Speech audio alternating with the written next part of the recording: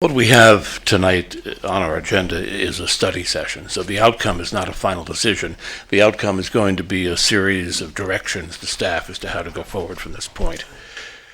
In a moment, I'll start with the motion that I suggested I would make at the beginning of the hearing to expressly and explicitly add closure to the realm of options. But first, I want to observe, I'm sure we all noticed, people are on fire about this issue. The passion behind this is really strong.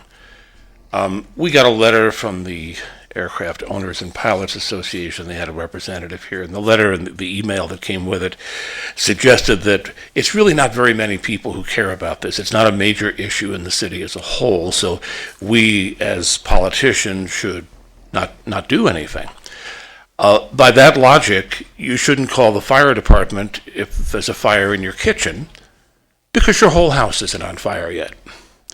I think what we saw here is the beginning of something that will only become more crucial to more people as we get closer and closer to the action point, which is 2015.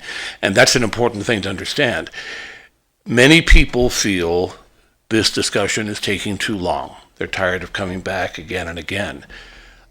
For better or for worse, this has to be an incremental process because we're trying to look forward to a range of options we might pursue at a particular point which isn't here yet. 2015 is still 3 years away. So we need to look at things we can do to mitigate the immediate problems right now, but we also need to be fully prepared to make the right decision for the community in 2015 when we can make that decision, which we can't make right now. There's an unmistakable community dissatisfaction with our progress so far. I see that. But I think that we have to continue on making that progress. We can't just say, well, it takes some precipitous action now in 2012 that inevitably would fail, or do nothing. Really, I think the option is to move the process forward so we're better prepared in 2015. And the one thing that wasn't explicitly part of what we've done so far, although as we heard from the city attorney at the beginning of the meeting, it is implicit, in fact we've been doing it in closed session, is legal strategizing, figuring out what we as a city can do in 2015 if we have to.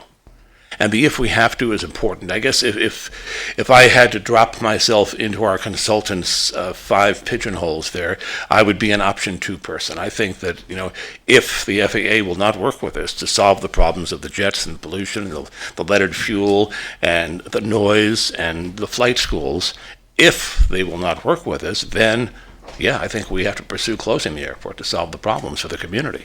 So that's where I am personally on the spectrum, but I think it's important as part of the process that the council acknowledge that point of view to the extent that we add it in. So here's my motion just to begin discussion. There may be many motions of direction tonight, but I would like to add to the 5 points that were in the staff report the 6th point that I already brought forward and that the city attorney and the city manager said really would not present a problem, but I think it would express something important from the council that the community wants to hear from us.